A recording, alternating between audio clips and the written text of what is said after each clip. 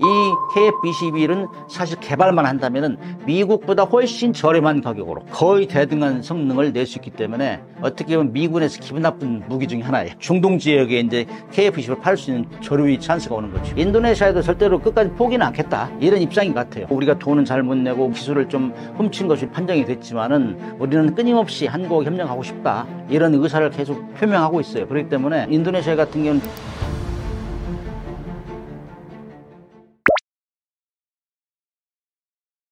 요즘 보면은 유튜브에 보면은 KF-21 얘기 나오면 굉장히 조회수가 많이 올라가요. 국민들이 열광하고 있는 것 같아요. 그거는 마치 우리가 미국에서 계속 전투기를 사왔다가 그거를 기술을 기반으로 우리 걸 만들어낸다, 그게 자부심, 그 다음에 미국으로부터 기술 종속을 벗어날 수 있다, 이런 어떤 국민들의 열망, 이런 것들이 작용한 것 같은데, 거기다가 능력도 좋다고, 그 다음에 뭐 지금 계획대로 개발하고 있는데 하나도 뒤진 거 없이 스케줄, 그러니까 완전히 잘 가고 있다, 이런 것 때문에 국민들이 엄청 좋아하고, 그 다음에 다 개발도 안 끝났는데 여기저기 사겠다는 나라가 늘어난단 말이죠. 그렇기 때문에 KF-21 얘기 나오면은 완전히 인기가 좋아요. 근데 제가 사실 저는 해군 출신이고 공군 출신 아니지만은 방위산업 차원에서 얘기해야지, 제가 기술적인 건 제가 얘기해봤자 남들이 안 알아주니까. 근데 왜 이렇게 열광을 하느냐? 자, KF-21 전투 능력을 보면은 일단 우리는 주적이 북한이니까,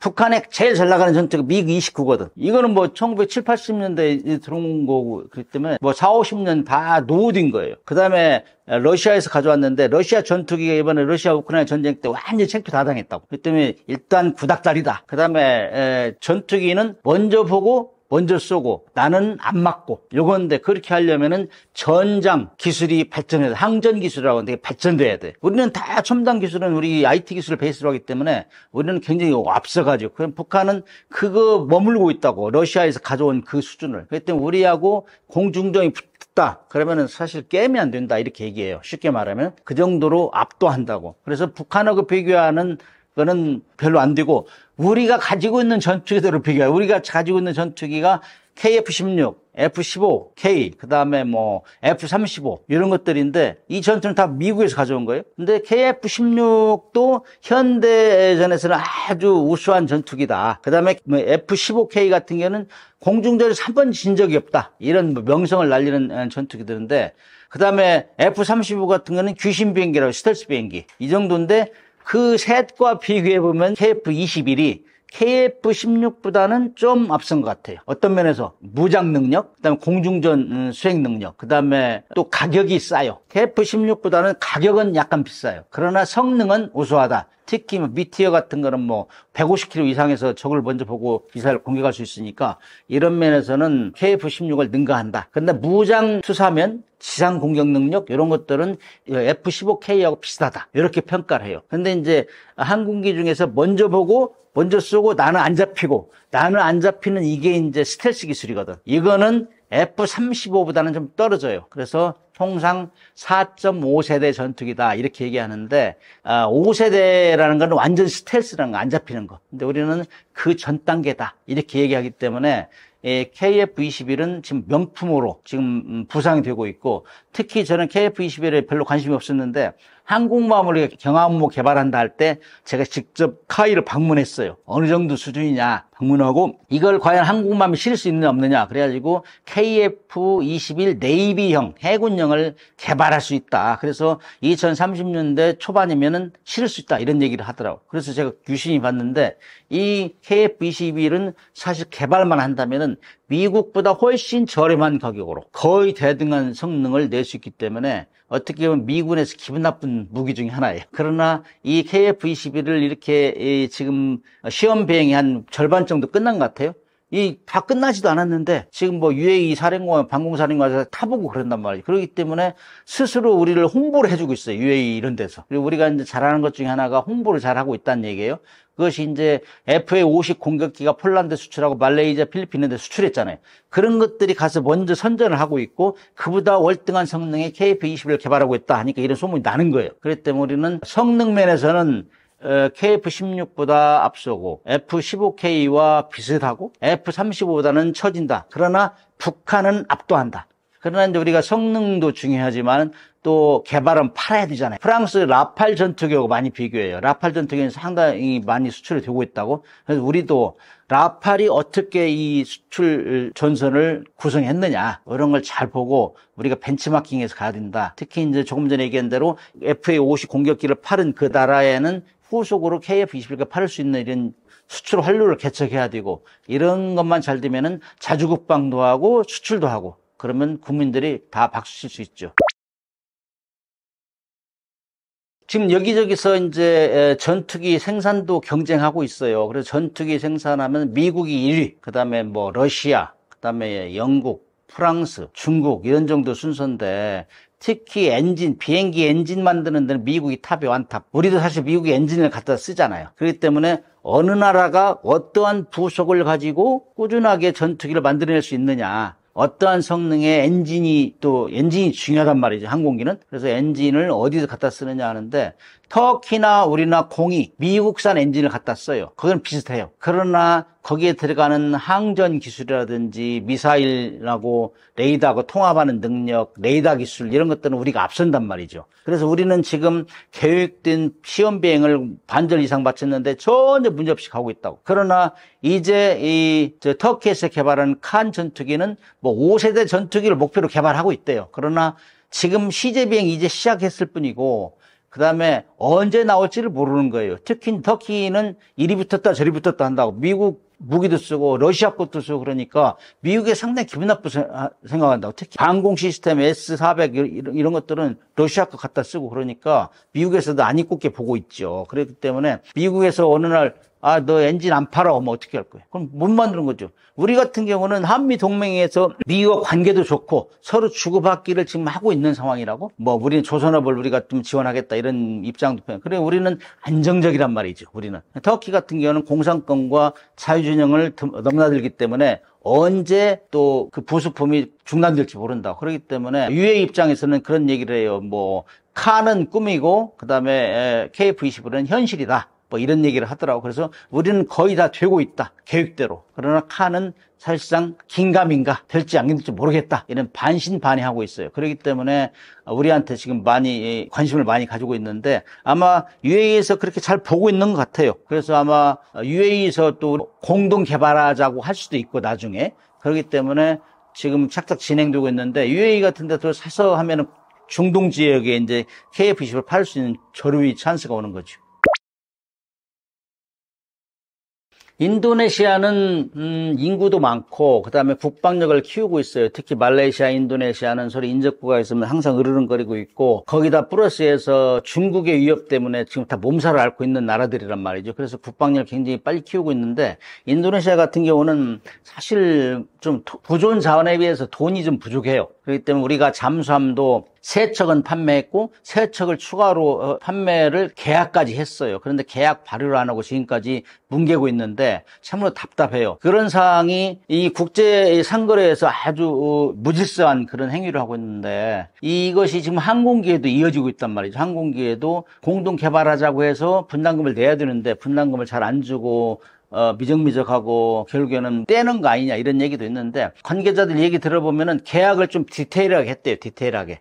분담금 안 줄 경우 어떻게 불이익을 준다든지 이런 것들을 다 조치를 가지고 있어가지고 그런 외교적으로 좀 불분명한 사이에 우리 한국에 왔던 사람들이 일부 기술을 훔쳐갔다 이런 얘기를 하고 있잖아요. 제어계통이라든지 무장 통제 뭐 이런 것들 그다음에 이런 것들을 가져갔는데 거기서 또 이거 외교 문제로 비화되고 완전 끝나는 거 아니냐? 이렇게 이제 걱정하는 사람이 많이 있었죠. 그러나 사실 국가적인 문제는 한 번에 이렇게 막 무자르듯 끝낼 수는 없어요. 그래서 우리가 이제 한편으로는 압박을 하고 빨리 돈 내라 하고 한편으로는 또 달려고 이런 양면을 취해가면서 가고 있는데 인도네시아에도 절대로 끝까지 포기는 않겠다. 이런 입장인 것 같아요. 아무튼 그런 문제점이 있었고 우리가 돈은 잘 못 내고 뭐 기술을 좀 훔친 것이 이렇게 이제 판정이 됐지만은 우리는 끊임없이 한국 협력하고 싶다. 이런 의사를 계속 표명하고 있어요. 그렇기 때문에 인도네시아 같은 경우는 특히 국방력을 지속적으로 키우고 있는 나라이기 때문에 한 가지만 볼 게 아니라 잠수함도 그랬고 항공기도 그랬고 그런데 아무튼 잘 협력하면서 목표를 달성할 수 있어야 된다. 특히 이제 KF-21 블록 1에서는 협력하기로 했는데 블록 1까지는 충분히 협력하고 되는 데까지, 그 다음에 블록 2, 3에서는 또 다른 나라하고 할 수 있는 이런 우리도 묘수를 개발해서 꾸준하게 가야 된다. 절대로 인도네시아의 마찰이 다른 데로 이제 번져버리면은 우리가 국제 협력을 할 때는 우리가 상당히 곤란한 처지에 있을 수 있다, 이런 얘기를 할 수 있죠.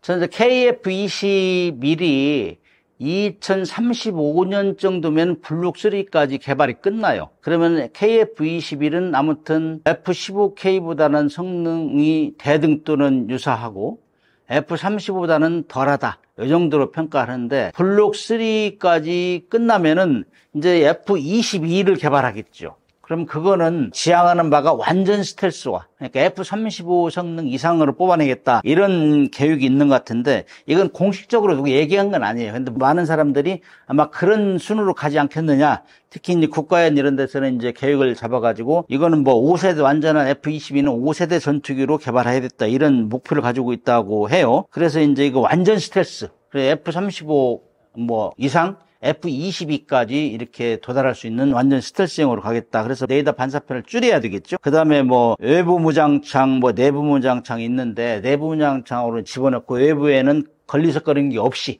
레이더에 안 잡히게 깔끔하게 정리를 하려고 하는 것 같고, 그 다음에 센서를 융합, 레이더하고 그 다음에 적외선 탐지 추적 장치, 전자전 패키지 이런 것들 통합하는 거, 그 다음에 데이터 링크라고 있어요. 데이터 링크. 이거는 F-35가 몇 대가 평양을 공격하러 가요. 그러면 자기들끼리 은밀하게 내심 이렇게 교신하는 것이 다른 데 안 들리게, 그런 것들을 이제 뭐 쉽게 말하면 은밀 통신을 한다 하는데, 이건 데이터 링크가 있어야 돼. 이런 것까지 이제 개발하겠다. 그 다음에 이제 초고 기동성. 그래서 이제 우리가 이제 F-22를 높이 평가하는 거는 그 상대 수많은 항공기들하고 이 근접전에서도 막 갑자기 막 수직으로 꺾고 올라가고 고고학 비행기를 할 수 있는 거거든. 가다가 확 틀어버리고, 이런 것들은 이제 용어적으로 추력 편향 노즐이라고 하는데, 이런 것까지 개발하겠다. 그래서 공대공 근접전에서, 그 다음에 러시아에서 개발한 SU-57, 그 다음에 미국의 F-22를 이상으로 이렇게 하겠다는 목표를 세우고 있는 것 같아요. 그 다음에 자율 임무 비행. 이거는 이제 앞으로 이 비행기는 무인 항공기, 무인기까지 컨트롤할 수 있는 이런 능력을, 드론 수험까지 컨트롤할 수 있는 능력을 부과하겠다. 그 다음에 항공 전자장비 국산화율을 90% 이상 하겠다. 레이더, 전자장비, 전자체계. 그 다음에 이제 GPS 재밍에 대응하는, 그 다음에 사이버전 능력에 대응하는 이런 것까지 개발하겠다는 것이 이 목표예요. 그리고 이제 속도도 마 2.0 이상, 그 다음에 항속거리도 3,000km 이상, 뭐 21이 2,900km니까, 그 다음에 스텔스는 F-35A 이상으로, 그 다음에 이제 최대 무장은 7톤 이상, 그 다음에 주요 무장은 스텔스 대형 장거리 공대공 미사일, 초음속 스테노프 무장, 그 다음에 스텔스 대함 대지 미사일. 그래서 완전히 공중에서 우세를 하면서 지상도 정밀 타격하고 나아가서 공대함까지 공격할 수 있는 이런 능력을 확보하겠다, 이런 계획을 가지고 지금 추진하고 있지 않나, 이렇게 생각합니다. 그래서 이제 F-22는 그야말로 5세대 전투기, 그야말로 이 F-35를 능가하고 거의 F-22에 도달하는 이런 수준으로 개발하겠다. 이게 이제 22의 목표인 것 같아요. 한국 방사는 지금 2027년까지 세계 5위로 올라가겠다. 수출 그렇게 하고 있는데, 이거는 사실 우리가 좀만 잘하면 견제가 들어와요. 어느새 지금 우리가 K9 자주포, K2 전차 이런 것들이 유럽에서 시장을 막 섞어놓고 있으니까 EU에서 우리를 방해하고 있다고. 그리고 자기들도 EU 무기 자금률을 60% 올리겠다, 이렇게 하는 거예요. 그만큼 견제가 들어오기 때문에, 그렇게 되면은 우리가 차별화, 한국만의 특화 전략을 가져야 돼. 한국만의 특성, 차별화. 그리고 가장 중요한 것 중에 하나가 완전 독자 기술을 확보해야 돼. 독자 기술. 우리가 지금 항공기 같은 경우는 미국에서 이제 수출을 가져오잖아요. 엔진도 가져오고, 그 다음에 어떤 기술도 베이스먼트는 미국이란 말이죠. 근데 우리가 독자적으로 개발해야 된다. 그 다음에 수출 시장을 다변화해야 돼. 우리가 만들면 뭐예요? 우리가 더 그거를 뭐 지금 KF-20을 120대까지 만들었는데 그거를 더 이상 만들어서 이제 수출을 해야죠. 그렇기 때문에 글로벌 시장 확대를 위해서 개척을 해야 된다. 그 다음에 이제 우리가 가지고 있는 온 기술, IT 기술을, 첨단 기술을 다 활용하고 거기 특히 이제 무인기 기술, AI 기술 이런 것들이 다 들어가서 그야말로 누구도 따라오지 못하는 이런 수준으로 가야 되지 않겠느냐. 그다음에 앞으로는 우리가 이제 독자적으로는 하기 쉽잖아요. 왜냐하면 기술이라는 것이 완전히 보호할 수 없는 것이고 어느 정도 팔다 보면 기술 이전해줘야 되는 거고 그렇기 때문에 우리 혼자는 할 수 없어요. 특히 나토 같은 데서 지금 한국을 견제하기 위해서 자금률 높이겠다 이렇게 바리케이트를 치고 나오기 때문에 우리도 그런 거에 대비해서 공동으로 개발해야 돼요. 그래서 나토 국가 중에 폴란드나 뭐 이런 국가는 우리가 협력하기 쉽거든. 그래서 국제 협력을 하면서 해야 된다. 그다음에 이제 우리 한국이 무기를 이렇게 팔 수 있는 고가의 무기를 이렇게 고급진 무기를 팔 수 있던 거는 북한하고 계속 대치하면서 우리가 성능 개량을 해왔어요. 성능 개량. 그 성능 개량, 그걸 이제 진화시킨다고 하는데, 성능을 진화시킨다는데, 이런 걸 지속적으로 하려면은 정부에서 R&D비를 많이 투자를 해줘야 돼요. 그렇게 해야 기업에서 그걸 가지고 개발하고, 그거를 또 팔아서 다시 국민한테 돌려주고, 그렇게 환류를 시켜야 되는데, 그래서 독자 기술을 완비해야 되고, 그 다음에 수출 시장 다변화해야 되고, 그 다음에 첨단 무기, 우리만이 할 수 있는 무기가 있어야 되고, 국제 협력을 통해서 공동 생산하는 체제, 그 다음에 방위산업의 생태계를 튼튼하게 해주기 위해서 R&D 이런 걸 충분히 투자를 해줘야 된다. 저는 그렇게 보고 있어요. 현재 국산 공대공미사는 단거리나 이제 장거리죠. 개발을 이제 시작을 했는데 이게 사업이 다 끝나는 이제 뭐 행정 절차 종료하고 뭐 그런 것까지 합해서 2038년에 끝난다고 하더라고요. 올해부터 시작을 본격해서. 그럼 그 사이에 실전 배치가 어느 시점에 되는지를 아직 밝히지는 않고 있어요. 구체적으로 몇 년도에 이 물건이 KF-11 보람의 전투기에 뭐 인티그레이션 된다든지. 이제 그게 아주 공식적으로 이제 나오면은 좋겠는데 그냥 일반적으로 두리뭉실하게 소개한 거는 이제 몇 줄이죠. 그것을 보면은 2038년 사업이 끝난다. 거의 뭐 2040년도 그 목전 그 앞에까지 가서 되면은 그럼 그 전에는 어떻게 할 거냐? 특히 수출에 있어서 우리 한 대한민국 공군의 어떤 방어, 어떤 공중전 대비는 이제 유럽에서 만드는 미티어로 이제 장거리 미사일이 있으니까 된다고 하더라도 수출 시장에서는 전투기 가격, 그다음에 그 무장이죠, 미사일 가격.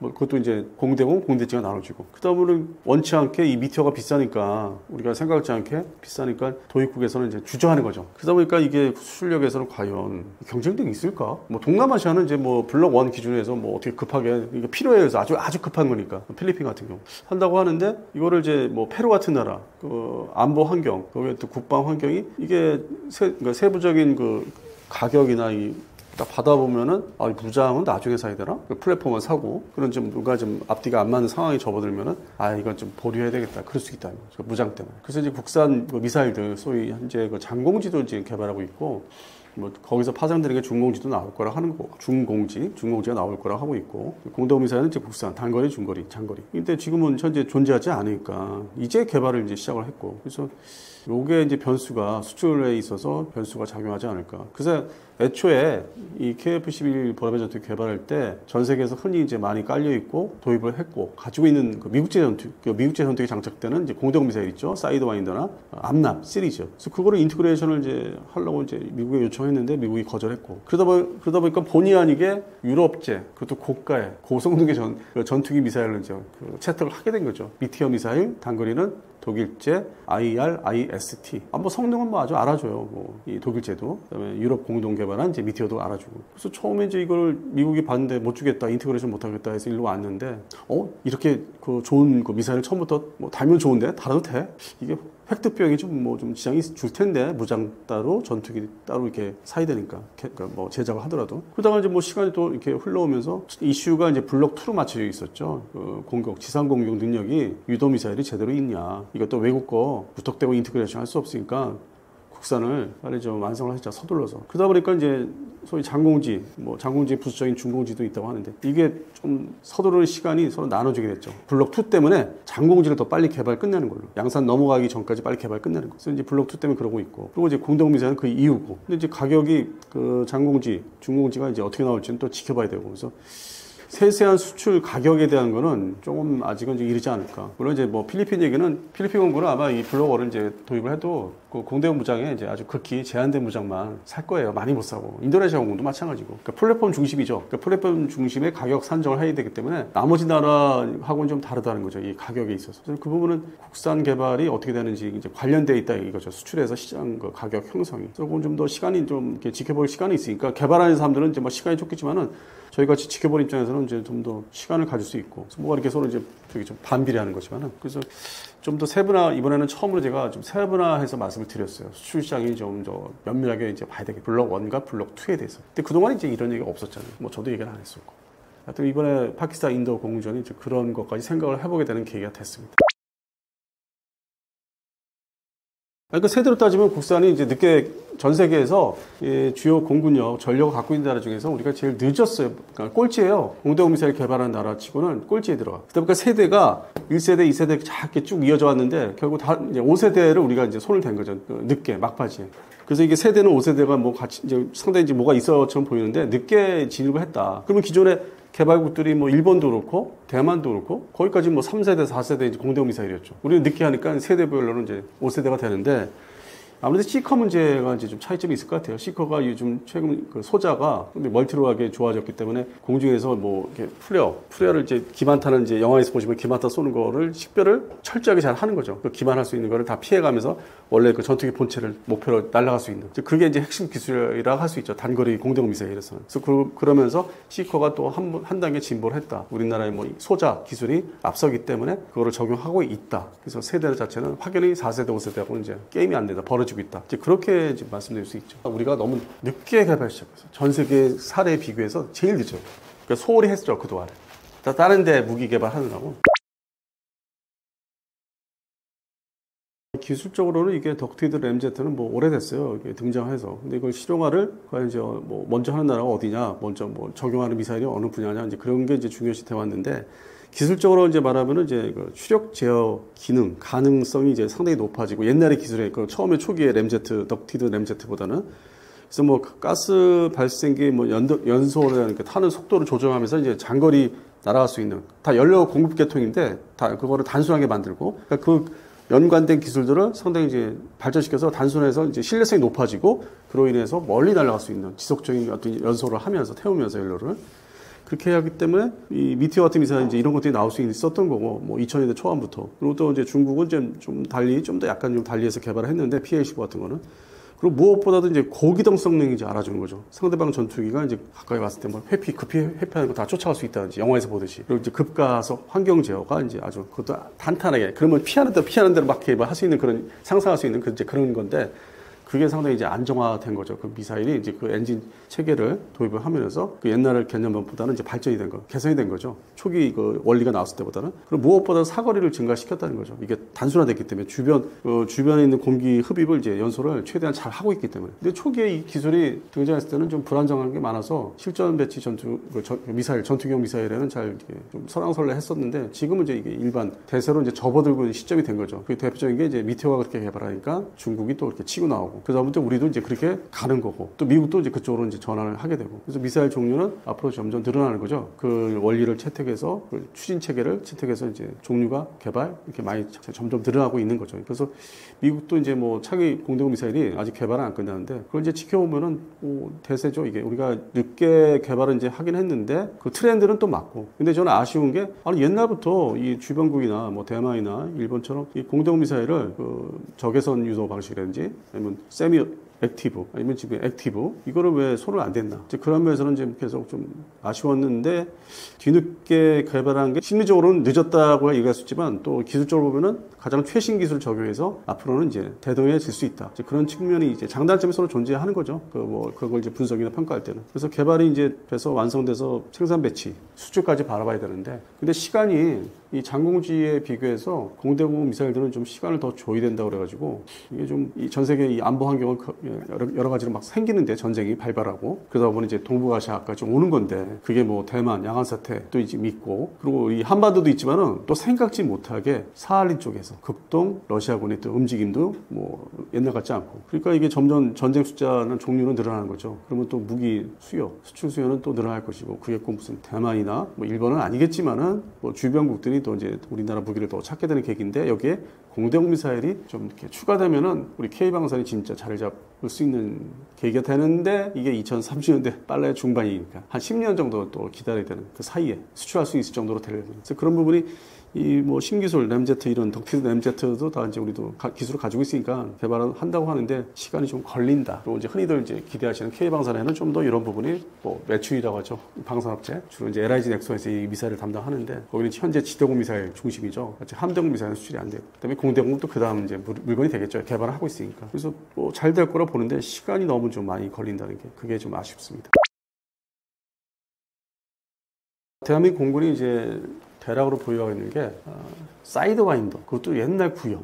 사이드와인더 이게 식별을 이제 해보실 때 구형하고 이제 신형이 달 때는 이제 그 카나드 앞에 레이더, 그러니까 소위 이걸 시커 앞이죠. 레이더만 아니고 시커 앞에 이렇게 이제 카나드 같은 게 있어요. 날개, 귀날개가. 그걸로 이제 그 귀날개 사이즈나 형태를 봐서 이제 신형이다, 구형이다 이렇게 식별할 수 있는데 보니까 아직도 이 공군의 KF-5 제공호 전투기가 지금 50여 대 남아 있는데. 그 전투기는 경전투기고 이제 값싸게 이제 운영을 하다 보니까 미사일도 옛날 80년대 초반에 유행하던 이란 이라크전 때 활약했던 AIM-9P, 뭐 P4 버전 이름도 좀 복잡하고 길죠. 근데 이게 이미 80년대에 활약을 했지 지금 2020년대 중반에서 또 30년대를 바라보는데 시기상으로는 맞지 않는 거죠. 그거에 대한 교란, 회피를 얼마든지 할 수 있는 상대방 기술이 늘어났기 때문에 그래서 그런 측면에서 단거리 공대공 미사일이 뭐 좀 구형 미사일을 지금 말씀드린 P형, P4라고 하죠. 4형. 그 안에서도 또 이렇게 개량하면 또 이름이 또 그냥 계속 붙으니까. 그러니까 P4형이 있고, 그 다음에 이제 KF-16 사업대, 전투기 사업대, 면허 생산할 때 도입한 M형. 이것도 뭐 90년대나 활약했던 거지. 뭐 걸프전 때나. 지금은 또 구형으로 이제 완전히 접어들고 있고. 그래서 M형도 좀 많고. 그 다음에 이제 그 다음에 사이드와인더는 X 버전이에요. 근데 여기서부터 가격이 뭐 상당히 비싸다고 하더라고요. 이게 기술도 발전됐고, 뭐 사거리도 들어갔고. 근데 이것은 이제 F-15K부터, 그 다음에 뭐 F-35A라든지. 그렇게 좀 시대별로, 도입한 시기별로 이제 사이드와인더 미사일 종류도 틀리기 때문에 이렇게 쫙 단거리 공대 미사일 이렇게 쭉 이어지죠. 근데 이거를 뭐 일본, 뭐 저쪽에 뭐 하다 보면 남아공, 브라질, 뭐 유럽은 뭐 여러 나라들이 말할 것도 없고, 독일도 그렇고, 영국도 그렇고. 그 기술이 퍼져요. 옛날에 50년대. 58년도 이후에, 그러니까 58년도 근문도 공유전 이후에 기술이 뭐 암암리에 퍼져가지고 아니면 미국이 또 승인해서 기술 준 것도 있고 독일 같은 경우 옛날 서독에. 그래서 단거리 공대공 미사일은 다들 일찍 만들었어요. 그 유사 제품들을. 뭐 이스라엘까지도. 근데 우리는 그건 완전히 그 기간 중에 오랜 기간 중에 손을 놓고 있었고 이제서야 이제 급하게 이제 하는데 뭐 앞서 말씀드렸다시피 이제 뭐 좀 5세대 뒤늦게 진입을 했지만 아주 새로운 기술, 좀 더 발전된 기술을 적용하니까 나중에 나올 물건은 좀 괜찮을 거예요. 이게 그동안에 이제 공백이 있었던 게 제가 안타깝고 좀 답답했다는 거고. 그래서 단거리 공대공 미사일은 뭐 좀 중거리나 장거리보다는 그 사이에서 먼저 이렇게 완성이 될 것 같고. 근데 장거리는 그동안 스페로 공대공 미사일 미국제 여기에 전적으로 의존하고 있었죠. 그리고 이제 KF-16 사업대에 와서 그 암남 중거리 공대공 미사일이 도입되기 시작했고, 그리고 또 미국이 이제 수출 제한을 그래도 또 뭐 철저하게 이제 하다 보니까 암남 시리즈 중에서 가장 최신형인 D형은 아직 확보가 안 된 걸로 알고 있습니다. 그래서 C형, 그 전에 이제 C7, C8 버전인데, 그 전반적으로 이게 다 이제 구형화로 접어들었어요. 사이드와인더 뭐 X 버전 빼고, X도 뭐 블럭 1, 2가 있는데, 그 버전 빼고는 다 이제 구형화 됐고, 과연 그거 가지고 공중전에서 주변국 공군력 대응을 제대로 할 수 있을까 걱정될 정도고, 그리고 이 또 암남도 이제 다 구형화 된 것도 다 전부 이렇게 돼버렸고, 진부화됐고, 신형조차도 없고, 그러다 보니까 이게 또 뭐 결과적으로는 이 보라매 전투기에 기대하는 거 그게 상당히 큰 거죠. 미티어 미사일하고 이제 독일제 IRIST 기대가 큰데 그러면 이제 뭐 이 여기서 얘기하는 게 국내 방위 산업에 미치는 뭐 2030년대 후반 중후반 가서는 좀 이게 돈이 되겠죠. 왜냐면 공군에서 전면 개편을 이제 시도를 할 거니까 지금 있는 미사일도 이제 중간중간에 조금씩 사라지긴 하는데 이걸 다 갈아엎겠죠. 그러면 이제 뭐 예를 들어서 뭐 미국제 암남-T 그리고 이제 미티어 미사일 그 숫자는 많지는 이제 않을 것 같은데 그다음에 독일제 IRIST하고 국산 이제 미사일들 공대공 미사일로 채워지겠죠. 그리고 대량 배치를 해야 되니까 유사시 대비해서 그러면 국내 방산업체는 많이 이제 발주를 받는 거죠. 그 수주를 이제 받아서 생산을 하면은 이제 이게 완성, 납품하고 이제 실전 배치에 좀 뭐 전반적으로 깔려 있으려면 2040년도 전 직전까지는. 그러니까 내수는 이제 이렇게 해서 자리 잡고 그러면서 동시에 이제 2035년부터 40년대까지는 뭐 이 보라매 전투기 더 나가서 이제 FA-50 블럭 20 전투기죠. 그때 이제 살아있을 테니까 수출 시장에서는. 그러니까 이런 것들에 이제 좀 부착돼서 나가는 면에서는 이제 좀 기대는 돼요. 근데 뭐 지금 시간은 2025년도니까 앞으로 향후 10년은 최소한 뭐 개발도 해야 되고 돈도 써야 되고 그리고 그 중간에 10년 사이에 어떤 분쟁이나 도발, 어떤 서로 이렇게 충돌하는 게 있을 수 있고 그리고 안보 문제도 측면도 있고 그리고 방산업체에서는 이제 지대공 미사일 청국 시리즈가 뭐 그때 뭐 계속 팔릴지 안 팔릴지 모르겠는데 또 신형도 지금 개발에 돌입했고 청국 3라든지 그래서 물건 제품 제품이 이제 다양화로 들어가면은 좀 멈춰 있지 않을까. 지대공 미사일의 한계, 뭐 대전차 미사일, 형국이나 그 정도. 그다음에 뭐 유도 로켓도 있지만은 여기에 이제 꼭 들어야 되는 게 공대공 미사일인데 해당되는 업체의 물건의 다양성은 좀 그전까지는 좀 모자라지 않을까. 그래서 방산업체에 대한 거는 확연하게 지금보다 더 많이 팔릴 거다. 그건 아닌 것 같아요. 물건이 일단 존재를 해야 되니까 판매할 수 있는 양산력이 나와야 되니까 지금은 이제 개발을 이제 시작했죠. 그런 측면에서는 좀 더 지켜봐야 되지 않을까 싶습니다.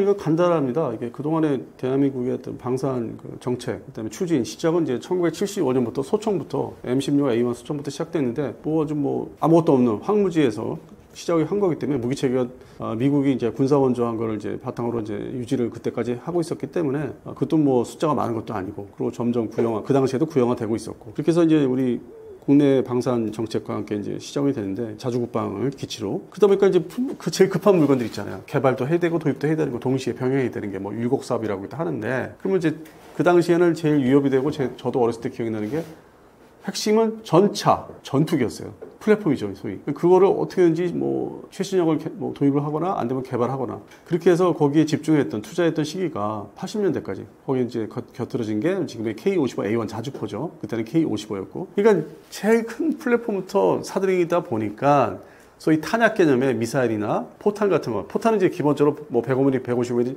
견인포 중심으로 이제 병행을 했으니까, 그건 이제 가격이 그렇게 뭐 상대적으로 비싼 분야가 아니다 보니까. 그리고 또 그게 또 필요하고, 아주 기본적으로 소총 탄환처럼, 탄약처럼. 그래서 그거는 같이 병행해서 이제 쫙 왔는데, 지금까지. 미사일은 이제 근본적으로 비싸잖아요. 근데 또 미사일은 어느 정도 다수 수입을 했었고, 뭐 대표적으로 토우 대전차 미사일, 그 다음에 미스트랄, 단거리 지대공 미사일. 견착식이라고 하는데, 뭐 견착식은 아니고. 그러다 보니까 이제 그런 거를 직수입한 게 여전히 미사일 쪽은 거의 다 도입을 해야 되는 상황이었다가 국산화가 이제 되기 시작한 게 이제 함대함 미사일이죠. 그게 뭐 2005년을 기억하는데 해성같이 나타난 해성 함대함 미사일. 이때부터 미사일 개발에 이제 어떤 전력 투구하면서 지대공 미사일, 천궁 시리즈죠. 이제 천궁 1형이 있죠. 지금은 2형이 주력이라고 하고 또 천궁 3를 또 이제 개발을 하겠다고 의결을 이제 하겠다고 하고 있고 결정을 하겠다고. 그다음에 LSM도 1형, 2형이 있고 이게 이제 지대공 미사일이고. 근데 여기 지대공 미사일에서도 뭐 2010년대 천궁부터 이제 또 개량형을 만들기 시작했고. 그러니까 투자 우선순위가 가장 그 전장 상황에서 가장 많이 흔하게 일어날 수 있는 거. 지상전. 그다음에 적의 전투기 공습을 막을 수 있는 지대공 미사일. 해상에서 전투기가 또 공습할 수 있는 함대공 미사일. 그러니까 전통적인 그 작전이나 이 전쟁의 그 모습, 유형을 이제 맞춰서 그 무기 체계를 급하게 이제 장만을 하는 거죠. 개발하고 수입하고. 거기에 맞는 뭐 미사일이나 탄약도 그렇고. 그래서 이제 그걸 하나씩 하다 보니까 세월이 이렇게 흘러왔고, 다 들여다 보니까 이제 우리가 국산 전투기를 이제 개발을 하다 보니까 야, 그쪽에 들어가는 미사일은 다 계속 사야 돼? 이렇게 가격이 비싼데? 그 국산, 가격이 좀 더 낮출 수 있는 국산을 개발해야 되지 않을까? 이렇게 이제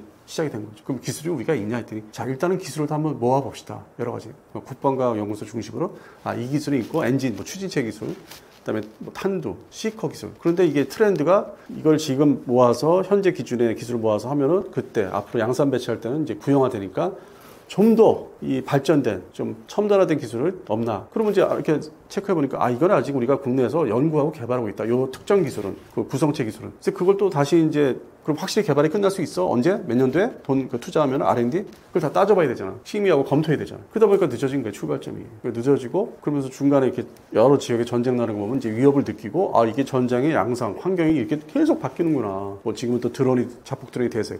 그래서 그런 측면에서는 이제 뭐 먼저 우선 무기들이 있었다는 거죠. 차근차근 10년 단위로 75년부터, 그다음에 85년, 95년, 2005년, 2015년. 그래서 웬만한 걸 다 장만을 했는데 여기서 K방산이 터진 거는 이제 전차, 자주포, 그리고 이제 경전투기는 됐죠. 그러면 이 제품에 대해서 그 다음 단계, 그 발전형 개량용을 또 이제 준비를 해야 되는데 그중에서 이제 항공 분야의 KF-11은 잘 되고 있고 자주포도 이제 그럭저럭 뭐 A2, 그 K나 A2나 A3 무인화시키고 사정거리가 뭐 70km까지 가는 그렇게 가고 있는데 전차가 조금 뭐 좀 그 상대적으로 느려. 그래서 이것도 신경 써야 되고 이런 현재 팔리고 있는 제품의 또 후속 물건도 개발을 해야 되고. 그러니까 돈을 쓸 때가 직접 구매해야 되는 거, 이 국방이라는 게 국방부에서 방사청을 통해서 사야 되는 무기도 많고. 그때 주로 이제 뭐 날아다니는 건데 비행기들, 항공기들. 근데 주로 미국제를 사야 되고. 근데 비싸고. 그러니까 이제 이런 예산 배분, 기술 뭐 확보, 그다음에 기술 확인 그런 문제가 이제 다 뭐 엄청나게 많은 거예요. 뭐 이게 일반적으로 뭐 수십 가지가 아니라 뭐 이 세세하게 따져보니까 뭐 수만 가지더라고요. 자료 책들을 이렇게 보면은 거기에 들어가는 기술을 다 파는. 그래서 그런 것들이 이제 다 좀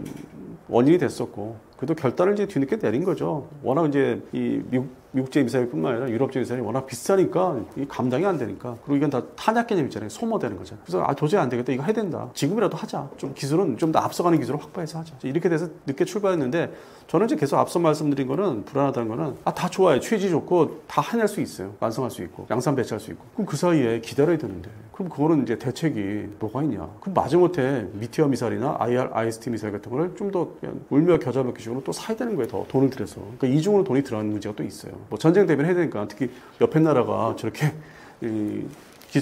무기 기술이 막 일시월장 막 성장을 하고 있으니까 대비는 해야죠. 일단 그 다음에 또 북한이 또 기다리고 있고 북한도 이제 그게 유입이 될 거예요. 러시아, 중국의 뭐 하다못해 전투기까지. 왜냐면은 최근에 전승절, 러시아 전승절에서 푸틴하고 그 시진핑 이제 뭐 기자들 이렇게 뭐 이렇게 물어보는 질문 이제 하다시피 해서 나온 얘기가 뭐 기자회견 비슷하게 뭐 공동 뭐 선언문 비슷하게 나온 게 야 북한 이제 그만 제재해, 그만 괴롭혀. 그 옛날에 냉전 시절 같은 모습을 이제 발언을 한 거예요. 그걸 보면은 야 이게 시기상은 언젠가에는 앞으로 가까운 장래에 중국제 J-10C가 북한에 이제 들어갈 수 있는 여지가 발생되고 있다, 시작이 되고 있다. 그러니까 이제 우리는 이 공대공 전투도 이제 그동안에 좀 안일하게 생각했는데 뭐 미국이 다 있으니까 조기용보 통제기도 있으니까. 근데 북한이 지금 조기용보 통제기도 지금 만들기 시작했고 해상에 뭐 경 이지스함이죠. 가벼운 이지스함도 지금 나름대로 자기들이 기술을 어떻게 싹 받아서 만들고 있고 척수를 늘린다고 하고 있고. 그러니까 본격 재래식 무기에서도 북한도 남한을 이제 본격적으로 대응하는 거예요.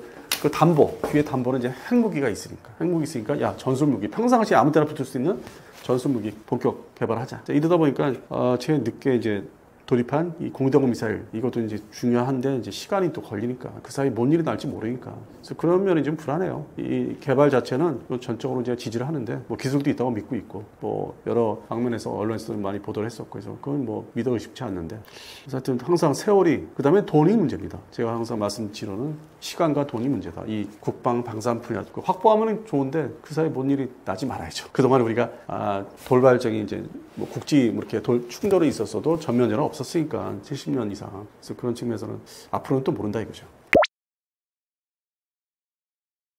일단 우리나라 항공기 엔진의 역사에 대해서 좀 말씀드려야 할 것 같은데 우리나라가 아직은 독자 항공기 엔진은 따로 갖고 있지 않습니다. 그동안은 사실 이제 외국산 항공기 엔진을 면허 생산을 주로 많이 해왔고 그러면서 중요한 뭐 부품들 이런 것들도 지금 국산화를 상당 부분 했어요. 하지만 이제 독자 개발 엔진은 이제 시작하는 거거든요. 그래서 지금 목표가 우선은 그동안 과거에 그 미사일에 들어가는 터보 제트 엔진 같은 것들은 국산화 에 성공한 적이 있습니다. 근데 항공기 엔진하고 미사일에 들어가는 엔진은 좀 차이가 있어요. 일단 미사일에 들어가는 엔진은 일회용이에요. 한 번 쓰면 끝나는 엔진이에요. 근데 항공기 엔진 특성이 좀 다릅니다. 왜냐면 이제 우리 아주 쉽게 설명드리자면 자동차 엔진 같은 거예요. 그러니까 자동차 엔진도 어쩔 때 보면 출력이 높아질 땐 열을 많이 받고 그다음에 식기도 하고 이러잖아요. 항공기 엔진은 똑같아요.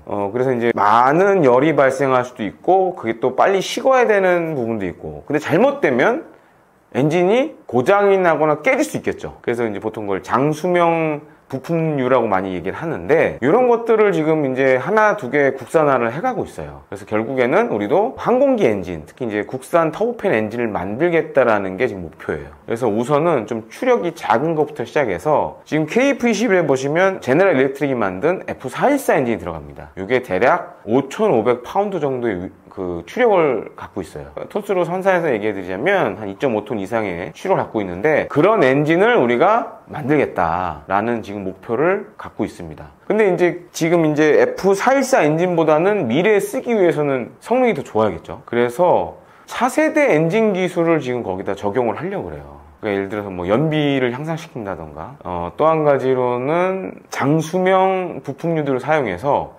엔진의 수명도 늘리겠다 이런 목표들을 갖고 있습니다. 그래서 이제 그게 만약에 성공하게 된다면 향후에 우리 국산 전투기 KF-21에 국산 엔진을 사용한 날이 이제 얼마 남지 않은 거죠.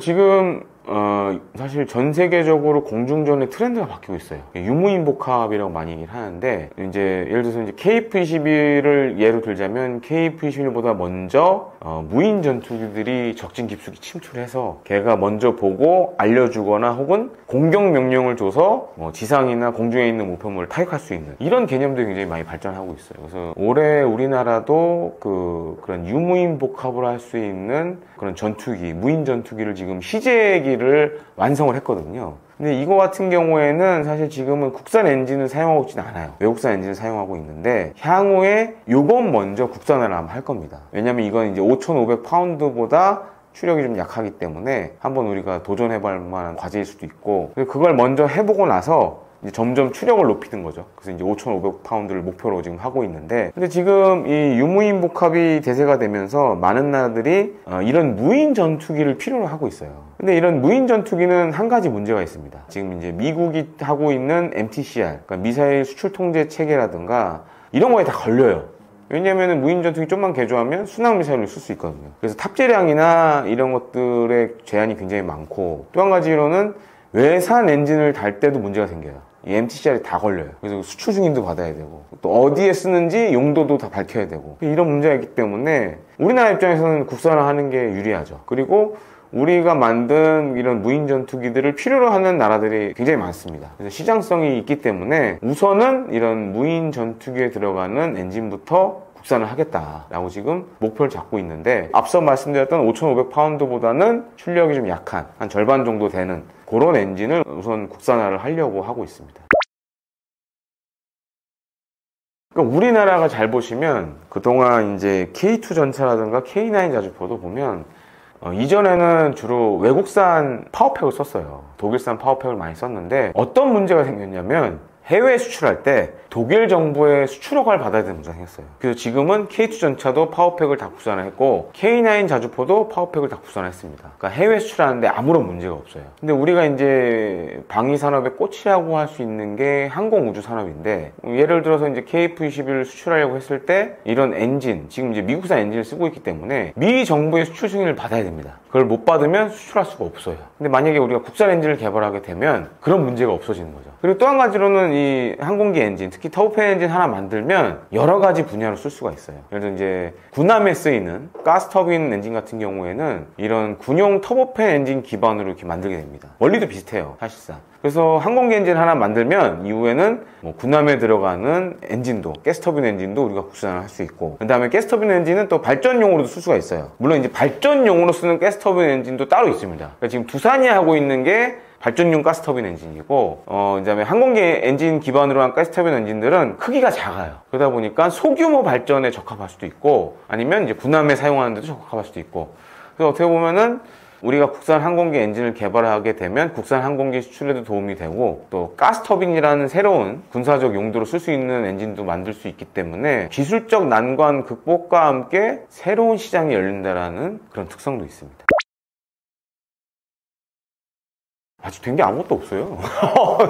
자꾸 뭐 이렇게 모형 나온 거 가지고 뭐 다 된 것처럼 막 유튜브에서 얘기를 하는데, 이제 우리 시작하는 단계고, 또 한 가지로는 상대적으로 극복해야 될 기술적 난관들이 많이 남아있어요. 그리고 이게 지금 이제 가장 중요한 문제는 항공기 이 국산 터보팬 엔진을 누가 만들 거냐, 두산이 할 거냐, 지금 하나에어로스페이스가 할 거냐도 결정이 아직 다 안 된 상황이에요. 그래서 이제 그런 누가 할 거냐 먼저 이제 결정을 해야 될 것 같고, 그 다음에 거기에 맞는 그런 장수명 부품류들을 어떻게 빨리 국산을 할 거냐, 이게 상당히 관건이 될 수 있고요. 또 한 가지로는 지금 세계 각국은 차세대, 선진국들 같은 경우는 차세대 터보팬 엔진들을 많이 내놓고 있어요. 기존 터보팬 엔진 대비 연비가 한 2배 이상 좋은 첨단 엔진들을 개발하고 있기 때문에 우리가 지금 항공기 엔진 국산화도 좋지만 차세대 기술도 여기에 또 적용해야 되는 그런 문제도 있습니다. 그래야 이제 세계 시장에서 경쟁력을 가질 수 있기 때문에 그런 점들도 우리가 이제 극복해야 될 과제라고 보여집니다. 당연히 영향을 주죠. 그동안은 외국산 엔진을 쓰다 보니까 외국 정부의 수출 통제를 받아왔거든요. 근데 우리가 이제 국산 엔진을 개발하게 되면 그런 부분이 없어지는 거죠. 그러니까 우리가 마음만 먹으면 어디든지 수출할 수 있는 그런 상황이 됩니다. 특히 이제 차세대 유무인 복합 이런 항공기들은 특히 중동 시장에서 수요가 앞으로 많이 일어날 걸로 생각이 되고 있어요. 그렇게 따져봤을 때는 국산화해서 우리가 그런 항공기를 팔게 되면 또 새로운 방위산업의 미래 먹거리가 될 수가 있고, KF-21도 지금은 이제 미국산 엔진을 쓰고 있지만 국산 엔진을 쓰게 되면 이제 미정부의 간섭을 받지 않기 때문에 뭐 여러 나라에 이제 수출이 가능해지죠. 그런 측면에서는 새로운 K방산의 미래 먹거리가 될 수 있다. 그리고 이제 단순히 항공기 엔진뿐만 아니라 헬리콥터에 들어가는 엔진들도 사실 파생되는 것 중에 하나예요. 엔진 하나 잘 만들면 할 게 많아요. 터보프롭 엔진 같은 것도 할 수 있고, 그 다음에 가스터빈 엔진도 할 수 있고, 그 다음에 일종의 보조 발전기 같은 역할도 할 수 있고, 지금도 사실 이제 KF21 잘 보면 이제 보조 동력 장치라는 게 있는데, APU라는 게 있는데, 요거는 사실 이제 하나 에어로스페이스에서 만든 보조 동력 장치가 들어가요. 근데 이것도 좀 항공기 엔진이랑 비슷한 그런 특성을 갖고 있는데, 그렇게 이렇게 하나, 두 개씩 하다 보면 KF21의 국산 효율도 높아지고 또 새로운 미래 먹거리가 될 수 있어서 상당히 우리 지금 K방산에 기대가 되는 그런 중요한 분야라고 할 수 있습니다.